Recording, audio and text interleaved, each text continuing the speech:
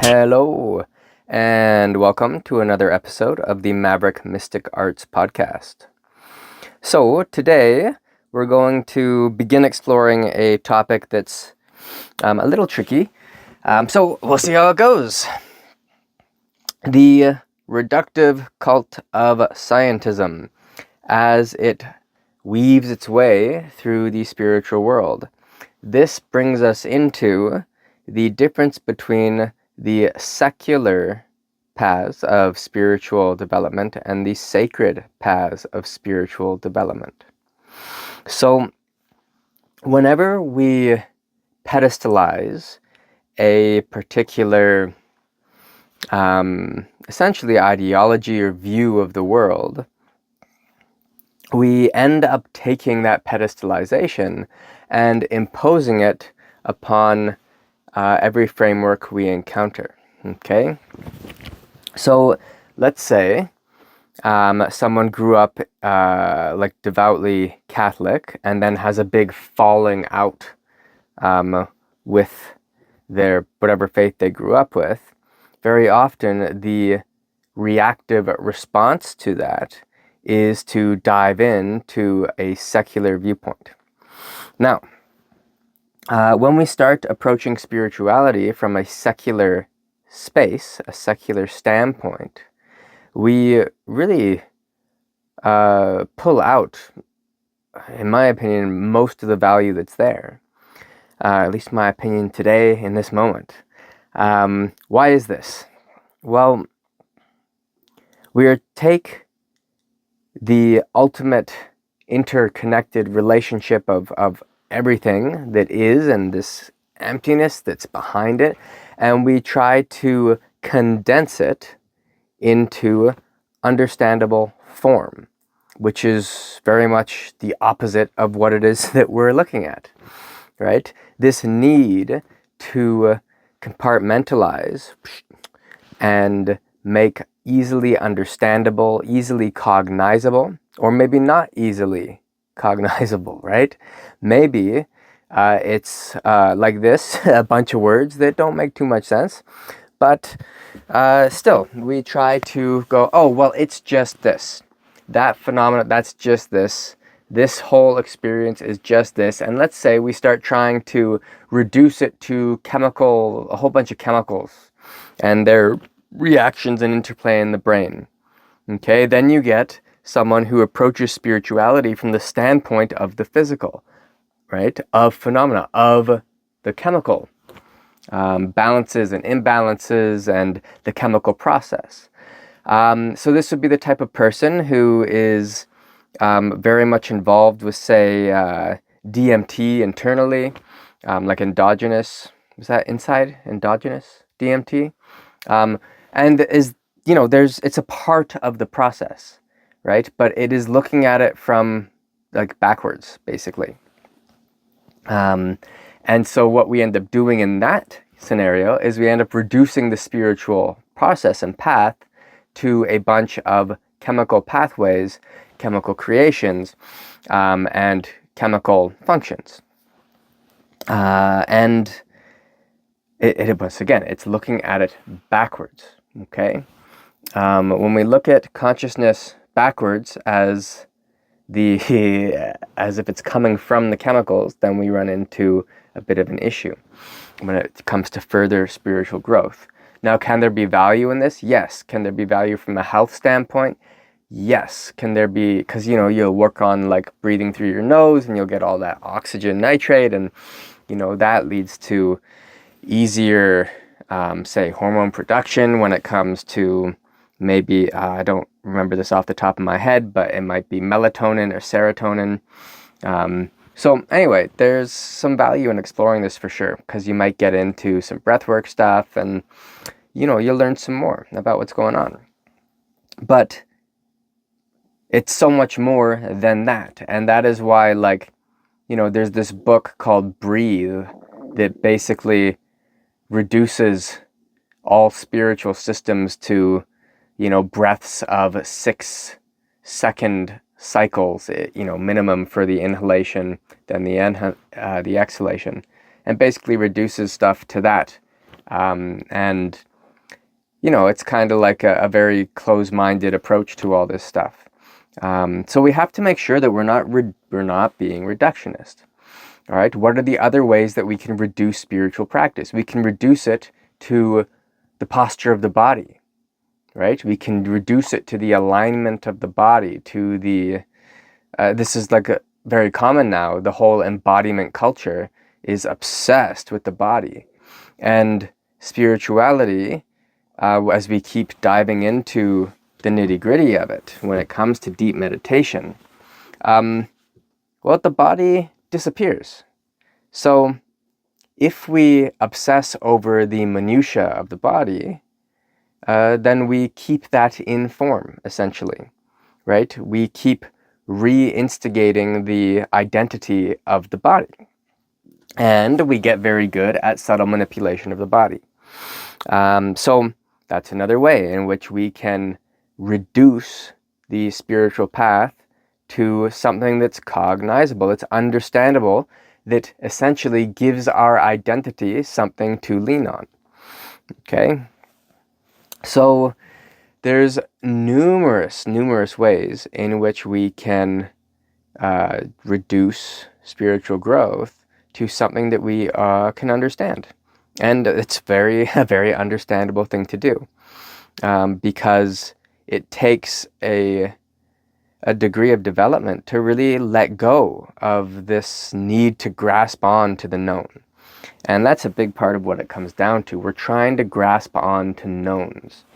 All right. Why? Because knowns are known. They're comfortable, they're safe, and they give the identity something clear, something easy to a framework in which to work, right? So when we start to move away from that, then it gets a little bit tricky. So secular spiritualism tends to have a very reductionist approach.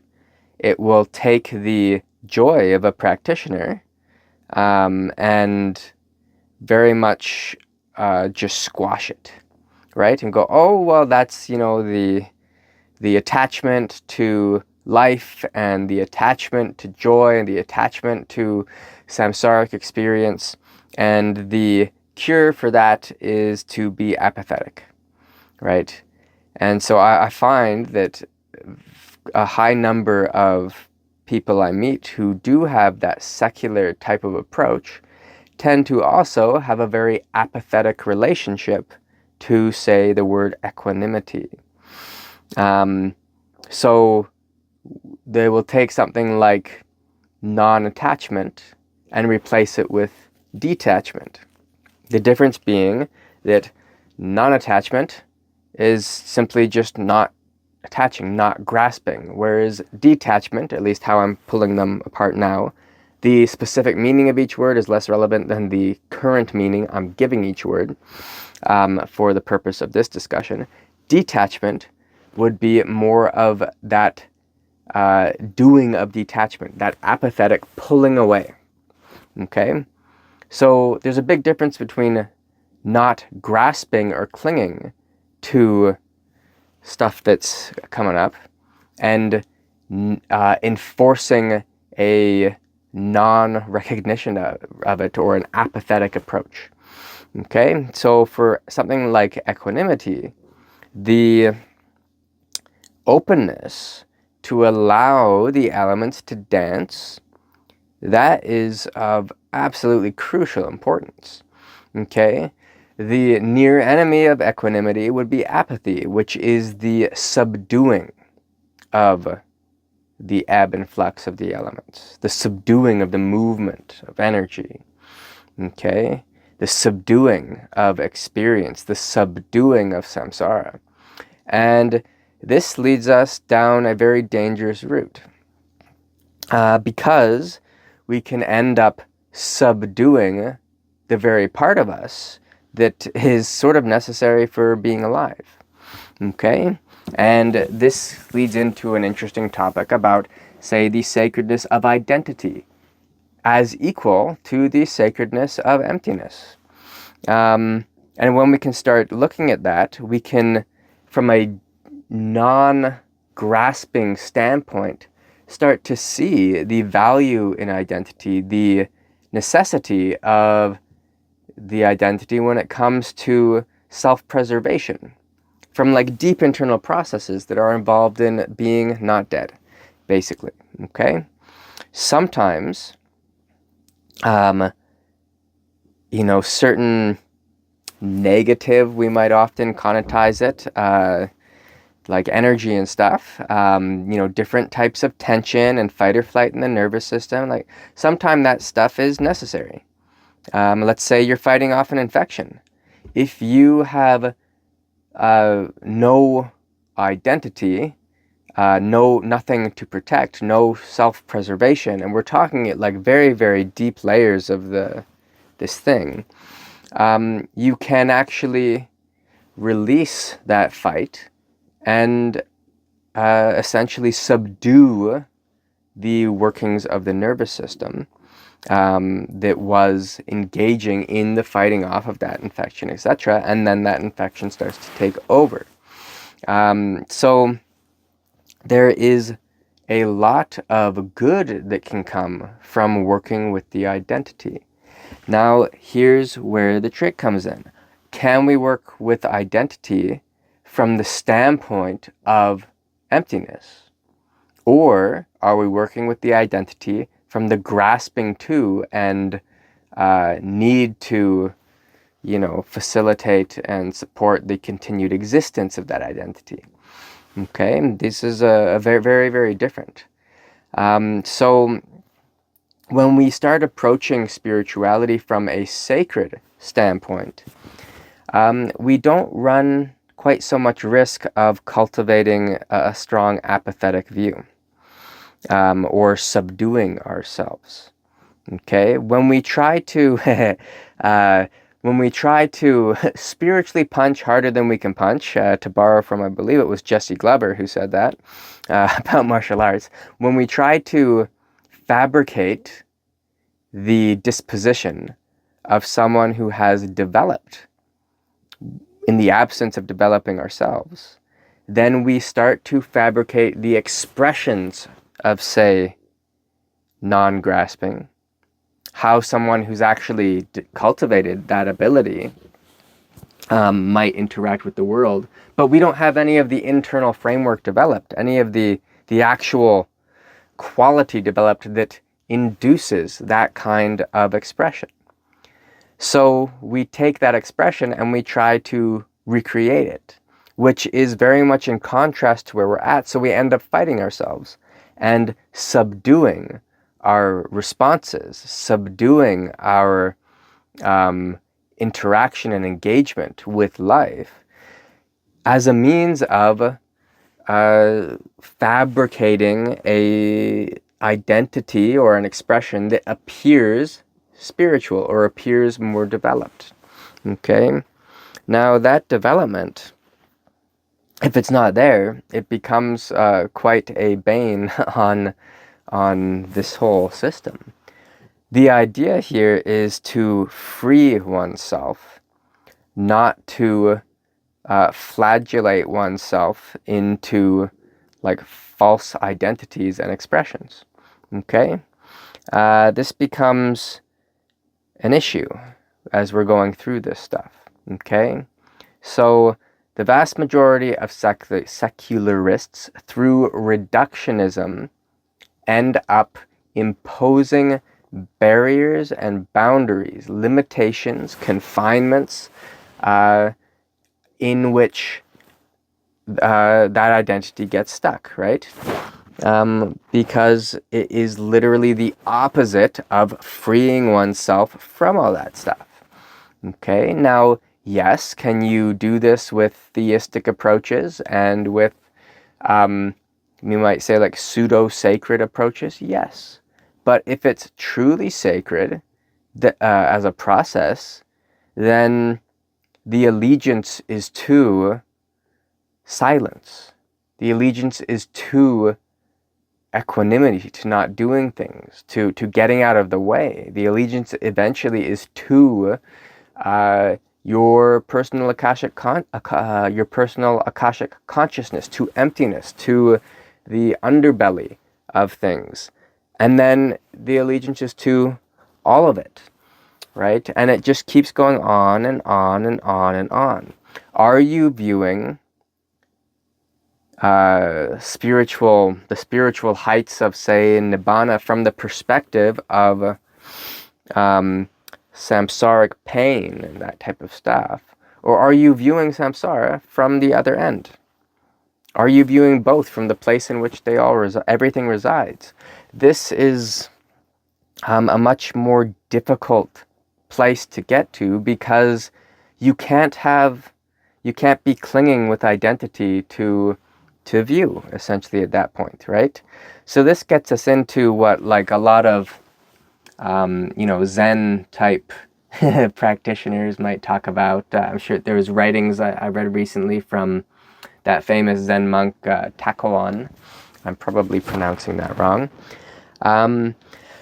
But basically, the immovable mind exists because of, and only can exist in the ceaseless movability or non-grasping of mind, right?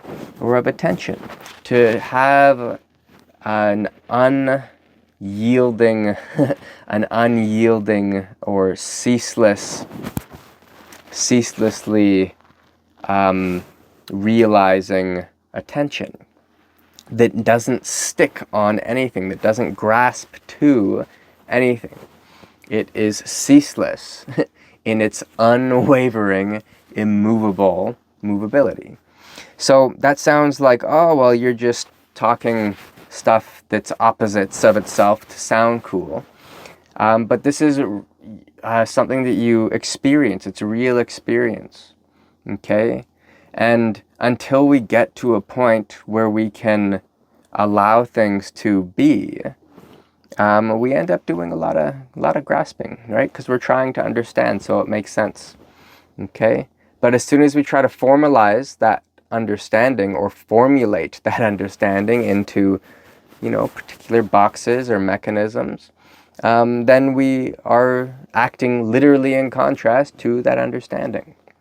So, if you were approaching the spiritual growth and the spiritual path from more of a sacred standpoint, you would engage in practices from a place of connection. This is also one of the big differences that I notice in those who tend to pat themselves on the back for the secular approach, is that there tends to be a very big disparity between that practicer and everything else in life. Whereas when you're working with a sacred approach, you're working with humility quite a bit in the beginning. You're working with, aspects of devotion, of giving, of non-self, essentially. You're working beyond yourself. And the greatest, power with this stuff comes when your motives are for the benefit of things beyond yourself. Now, you can be included in that, right? But if it is isolated to your identity, to you, then you tend to run into trouble. And that is where the secularists tend to run into a wall, is through the reductionist standpoint. It's just not thinking. Oh, it's just watching the thoughts. Oh, it's just this. Oh, it's just that. Oh, it's just releasing. Oh, it's just chemicals. Oh, it's just perfection of posture. Oh, it's just. And this can run its way through right up into, even like energetic realms and higher energetic realms and refinement of energy. Oh, it's just frequency of this, that, or the other. Oh, it's just layers of mind. Oh, it's just. Anytime I hear the words "it's just," I basically, you can pretty much stop listening at that point, because someone's attempting to reduce everything and this incredible openness and interconnectedness into nothing, or into one thing rather. Not into nothing. If it was being reduced into nothing, then that's probably pretty good. But it's being reduced to something cognizable, to something that the mind can grasp, that it can understand, and that it can identify with and feel good about. Okay? So this like goes even like beyond release in a sense, because release still requires tension and release. Whereas when you exist from a place of, or like as a being, say, that is release, you exist as release, we might say that, then all the thinging happens within that standpoint of non-grasping. Okay, but if we are releasing, there is a thing, and that thing is releasing. And that's always a place to start. And then you flux in and out, back and forth. Now, as you start working more sacredly, you are really working with connection, right? You're working with connection through emptying yourself in like the humility building exercises. You end up building your capacity for connection. Through devotion, you are literally building the vehicle of connection. Okay? Through giving, you're literally connecting, right? Very much so. And so that would be like prayer offerings, through offerings, etc. If that's like part of the system you work, right? There's so much foundation that's built through like the reverence and the purification of the mind, and how you get away from your own arrogance. Our own arrogance exists in such subtle ways. And this need of the reductionist to figure it out, of the secularist to impose their view, the that like science, well, what word did I use at the beginning? That was some bastardization of science, but that like scientific viewpoint, that need to impose knowns, right? This really gets in the way of actually connecting. So what this turns into is, and because you can have this like hidden within the, sacred type of approach too, where you end up having a billion different practices, and you're doing a bunch of practices, but you're not connected. So what happens is you do a bunch of practices, and that takes time. Maybe you build some certain qualities, but this is beyond practice. It's not practicing a thing for maybe a result, right? It is right now. The result is now. The effect is now. The cause is now. You practice now. The effect is now, right? You're engaging in the cause, and the effect is immediate. Now, that doesn't mean that you can't build your relationship with those causes, right? And cultivate greater effects. But it's not a nothing happening now, or you're just like going through the motions now. And it's very easy for the secular approach to go through the motions, right? Now you can engage in a sacred approach in a going through the motions way, and then it's no longer a sacred approach, right? What makes something sacred is that real stillness, that emptiness, and that connection, that gratitude. All that stuff weaves its way through, so that then there's a platform, a foundation for far greater true release and actual moving beyond the grasping of identity to all these little things, right? And of course the identity will grasp to all these stages until it doesn't. But we want to approach it in a way that allows for less grasping. And the pride that hides in most secular type practitioners that I've met is pretty astounding. Why is that? Because it makes sense, right? And then that person tends to be better than in their own mind than the other ones, right? So we start fractionating ourselves and elevating ourselves. Okay, now near enemy of that would be its exact opposite, right? Which is the very strong reducing of ourselves and severing of our own faith substance, poking holes in that, and what's the word, like self-defamation? Not like deprecation, but like deep. You can make fun of yourself, but to essentially belittle your own path. We get into some very interesting issues with the destruction of any type of confidence, the destruction of any type of confidence, and competence in a lot of ways as well. And this can be quite harmful as well for the path.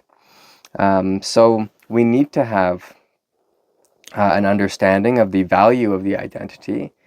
We need to have an understanding of its place within the far greater,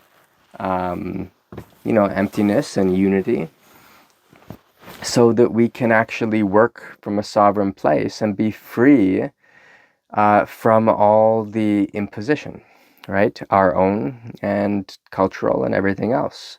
So you can actually move towards some relationship with truth and free moving truth, right? Not stagnated truth that exists from this perspective, but truth as a placeholder for being able to look through many lenses, right? Because in the training, the lens is always shifting through that evolution. And then you start to see a place in which all those lenses seem to exist. So anyway, a long ramble here about stepping back, right? Getting out of the way and giving ourselves the freedom to actually be free, to actually open up and let all those straitjackets of identity fall away.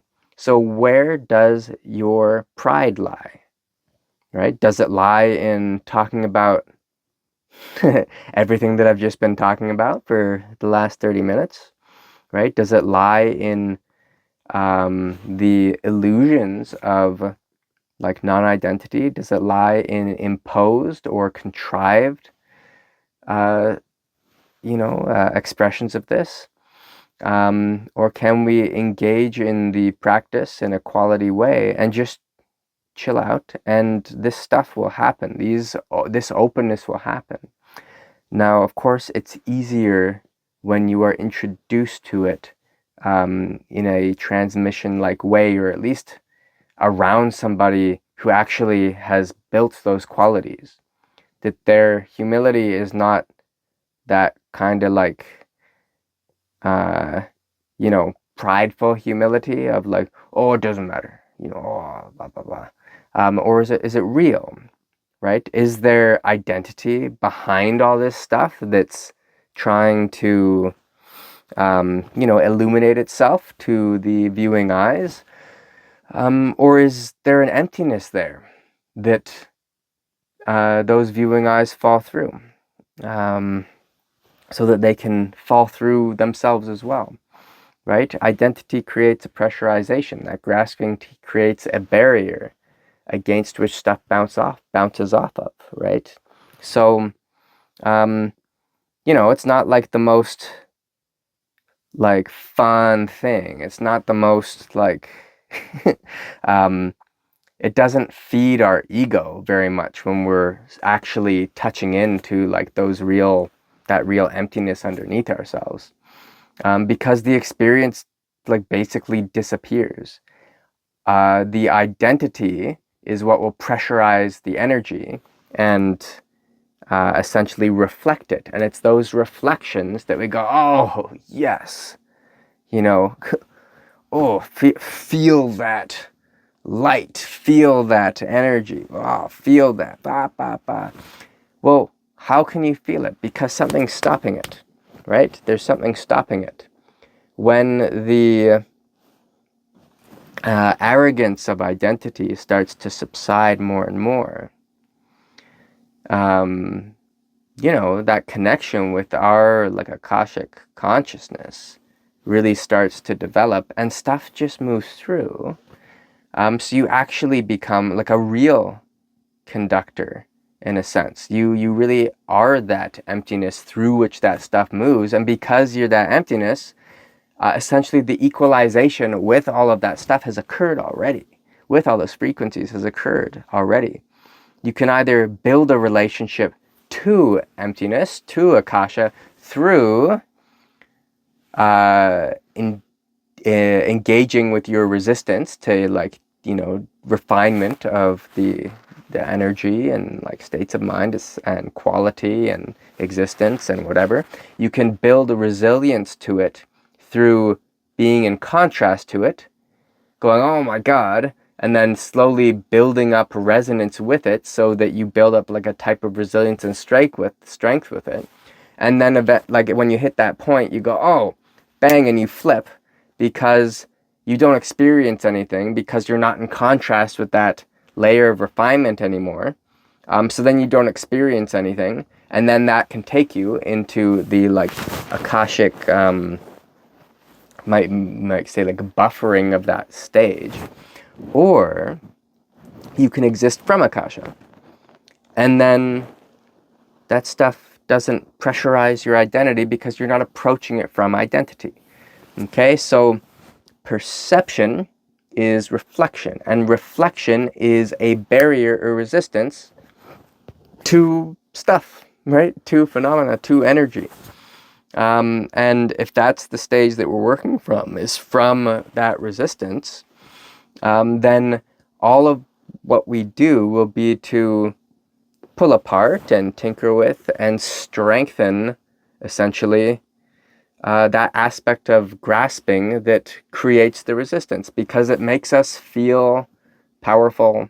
It makes us feel strong and that incredible, light that I can bring in, and blah, blah, blah, blah, blah, blah, blah.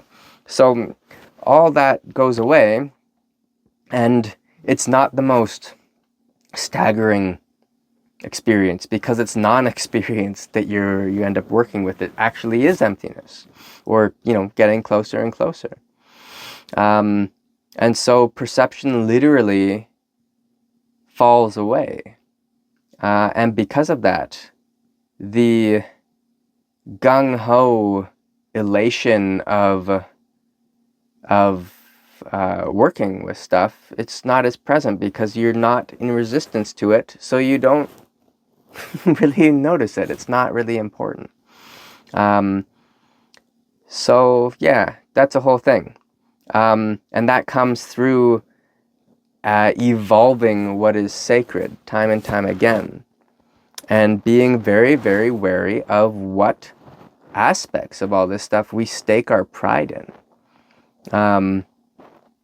Now, could you say that, okay, well, maybe Nathan's staking his pride in a non-view, or not having, basically a non-view, you just blah, blah, blah, and it's all good, and it's not this or that, but it's not really that, okay?